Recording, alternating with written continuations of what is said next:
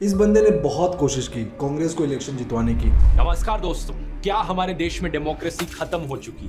Videos पे videos बनाता गया। यहाँ पर अनगिनत बार एलिगेशंस लगे हैं हॉर्स ट्रेडिंग के बीजेपी पर। ऐसा कैसे हो सकता है कि एक पॉलिटिशियन को लेकर लोग इतने अंधे हो गए हैं? जो खुद एक समय पे व्हाट्सएप यूनिवर्सिटी के अगेंस्ट था। जानते हैं इस ब्रेन वॉशिंग के पीछे असलियत में कौन जिम्मेदार है? WhatsApp university. इसने खुद का अपना व्हाट्सएप यूनिवर्सिटी भी खोल लिया। मेरे व्हाट्सएप चैनल को जाकर ज्वाइन कीजिए, नोटिफिकेशन के लिए बेल आइकन को दबाइए। बट वो इस एक इंसान को नहीं हरा पाया। और मैं यहाँ पे नरेंद्र मोदी की बात नहीं कर रहा हूँ, मैं यहाँ पे बीजेपी के बिगेस्ट सपोर्टर राहुल गांधी की बात कर रहा हूँ। The final phase of the Lok Sabha elections will be held on June 1st. The counting of votes will be done on June 4th. और नरेंद्र मोदी प्रधानमंत्री नहीं बन रहा है, खत्म कहानी। मोदी के लिए संविधान सर्वोपरि है।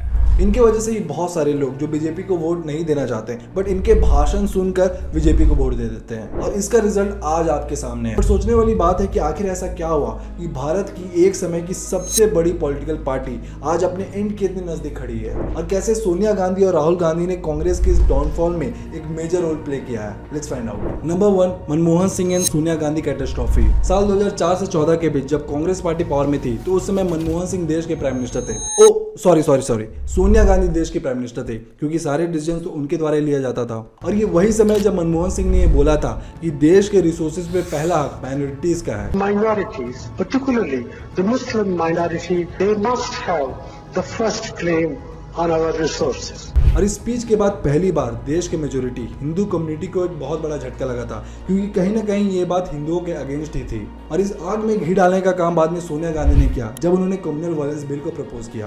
बाद में इस बिल को भले ही पास नहीं होने दिया गया, बट इससे बहुत सारे हिंदू कांग्रेस को क्वेश्चन करने लगी और उनके मन में ये फियर आ गया कि कहीं कांग्रेस पार्टी हिंदुओं के अगेंस्ट तो नहीं ना है। इसके अलावा साल 2008 में जब बाटला इनकाउंटर हुआ था, जहाँ पे दिल्ली पुलिस इंडियन मुजाहिदीन जो कि एक टेररिस्ट ऑर्गेनाइजेशन है उनके अगेंस्ट ऑपरेशन कर रही थी, और इस ऑपरेशन में 2 टेररिस्ट मारे गए थे। तब सोनिया गांधी ने इन टेररिस्ट के लिए आंसू बहाए थे। इसके बाद जब 26/11 का अटैक हुआ था तो इस पर मनमोहन सिंह ने कुछ नहीं किया था, कुछ रिटेलिएशन नहीं किया था और चुप्पी साधी रखी थी। और ये बात हम सबको पता है कि अगर इनके जगह नरेंद्र मोदी देश के प्राइम मिनिस्टर होते तो वो क्या कर सकते थे। वो भारत पर पुलवामा जैसी तबाही मचाकर वो सोचता है कि भारत भी बदहाल हो जाएगा। हमारे उन दुश्मन, हमारे पाकिस्तान के बैठे हुए लोग भली भांति समझ लें, मुंह तोड़ जवाब देंगे। But coming back to the point, Congress की इन हरकतों की वजह से ही कांग्रेस को एंटी हिंदू और एंटी नेशनल जैसे टैग मिलने शुरू हो गए, which has continued till now. और अगर आज भी अगर आप देखोगे तो देश में कहीं भी कुछ अगर अच्छा होता है, देश की जीडीपी तेजी से ग्रो करती है, या फिर चंद्रयान को मून के साउथ पोल पे लैंड किया जाता है, तो इस पर कांग्रेस बहुत ज्यादा नाराज हो जाती है। I don't know why. Number 2, परिवारवाद कल्चर इन कांग्रेस। सितंबर 2007 में राहुल गांधी को इंडियन यूथ कांग्रेस, जो कि कांग्रेस पार्टी की एक सेगमेंट है जो यंगर जनरेशन को रिप्रेजेंट करती है, इसका जनरल सेक्रेटरी बनाया गया था। उस समय राहुल गांधी ने लोगों को यह वादा किया था कि एक आम इंसान भी अगर उसके पास टैलेंट है तो अपने टैलेंट के दम पे पार्टी के अंदर डेमोक्रेटिक वे में इलेक्ट होकर कांग्रेस पार्टी का प्रेसिडेंट बन सकता है। That time he had told us that, look, I am going to give entry to people who have no family backgrounds.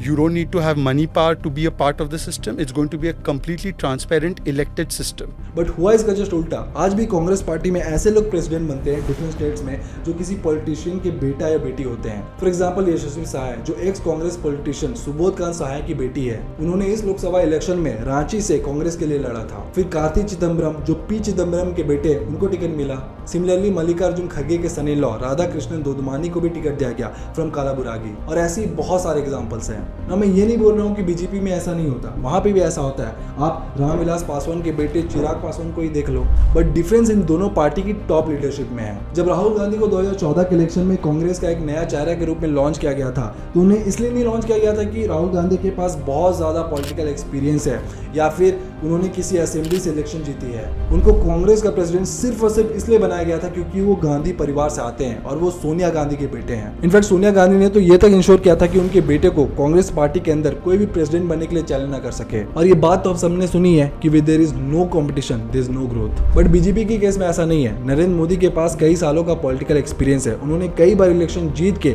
अपना मेटल प्रूव किया है और तभी आज वो बीजेपी के टॉप लीडर और देश के प्राइम मिनिस्टर बन पाए हैं। राहुल गांधी को 2014 में लॉन्च किया गया, वो तब हारे। फिर 2019 में फिर से लॉन्च किया गया, वो फिर इलेक्शन हारे। अब इतनी बार अगर कोई हारता है तो एक आईपीएल टीम भी अपना कैप्टन चेंज कर देती है, बट देश की दूसरी सबसे बड़ी पॉलिटिकल पार्टी ऐसा नहीं करती है। उन्होंने 2024 के इलेक्शन में राहुल गांधी को फिर से तीसरी बार लॉन्च कर दिया और रिजल्ट तो आपके सामने ही है। और देखा जाए तो ऐसी बात नहीं है कि इनके पास ऑप्शंस नहीं है, इनकी खुद की पार्टी में ऐसे लोग हैं जिन्हें अगर मौका दिया जाए, जिन्हें अगर कांग्रेस का प्रेसिडेंट बना दिया जाए तो राहुल गांधी से फार बेटर परफॉर्म करेंगे। जैसे आप सचिन पायलट का एग्जांपल ले सकते हो या फिर मध्य प्रदेश के चीफ मिनिस्टर कमलनाथ का एग्जांपल ले सकते हो। And the funny fact is कि जितने भी लोग कांग्रेस पार्टी से जुड़े हुए हैं या फिर कांग्रेस पार्टी के मेंबर्स हैं, उनको भी ये बात पता है कि वो चाहे कितनी भी कोशिश कर ले, वो कांग्रेस पार्टी के प्रेसिडेंट बन ही नहीं सकते, क्योंकि कांग्रेस पार्टी का प्रेसिडेंट सिर्फ और सिर्फ गांधी परिवार का ही कोई एक बन सकता है। Number 3, lack of planning and ignorance. जहां मोदी गवर्नमेंट ने इलेक्शन से पहले ही एक नैरेटिव सेट कर दिया था कि अब की बार 400 पार, अब की बार,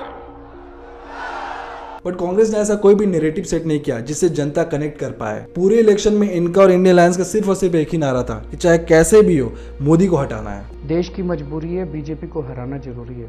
देश की मजबूरी है करप्ट लोगों के साथ अरविंद केजरीवाल खड़े हों। कुछ भी करो लेकिन मोदी और अमित शाह की जोड़ी को हराना जरूरी है। और जब आप ऐसा बोलते हो तो आपकी पब्लिक में ये इमेज नहीं बनती कि आप नरेंद्र मोदी से अच्छे हो, आपकी ये इमेज बनती है कि नरेंद्र मोदी तो खराब है बट आप भी उतने अच्छे नहीं हो। और इसके साथ साथ इलेक्शन जीतने के लिए उन्होंने कुछ ऐसे वादे किए जो पॉसिबल ही नहीं थे। जैसे कि इनके मैनिफेस्टो में महालक्ष्मी स्कीम के बारे में बात किया गया था, जहां पे हर एक गरीब परिवार को साल में 1 लाख रुपए दिया जाएगा कैश ट्रांसफर के रूप में, जो कि मैथमेटिकली पॉसिबल ही नहीं था, क्योंकि जब इसके बारे में इनके मेंबर से पूछा गया कि वो इस प्रॉमिस को कैसे फुलफिल करेंगे, इसका उनके पास कोई जवाब नहीं था। फिर राहुल गांधी ने देश से एक झटके में गरीबी हटाने की बात कही, तो ये सारी बातें सुनने में तो अच्छी लग रही थी, बट जनता इतनी मूर्ख है नहीं जितना ये लोग इन्हें समझते हैं। जनता को भी ये बात अच्छी से पता थी कि इनकी आधी से ज्यादा बातें फर्जी हैं। इसके साथ साथ कांग्रेस पार्टी ने 2014 और 19 के इलेक्शन हारने के बाद भी सेल्फ इंट्रोस्पेक्ट नहीं किया। उल्टा ये लोग जनता को ही कसूरवार ठहराते रहे कि ये लोग ही बेवकूफ है कि हमें वोट नहीं कर रहे हैं। बताओ, हम में कोई कभी थोड़ी ना है। और ये उनकी एरोगेंस और इग्नोरेंस को भी दिखाता है। सिंपल सी बात है कि जब तक आप इस चीज को एक्सेप्ट नहीं कर सकते कि आप में कोई प्रॉब्लम है, तब तक आप में कोई सुधार आ ही नहीं सकता। और यही प्रॉब्लम कांग्रेस पार्टी के साथ है। उनके मेंबर्स तक को ये बात पता है कि राहुल गांधी कांग्रेस की लीडरशिप के लिए सही नहीं है,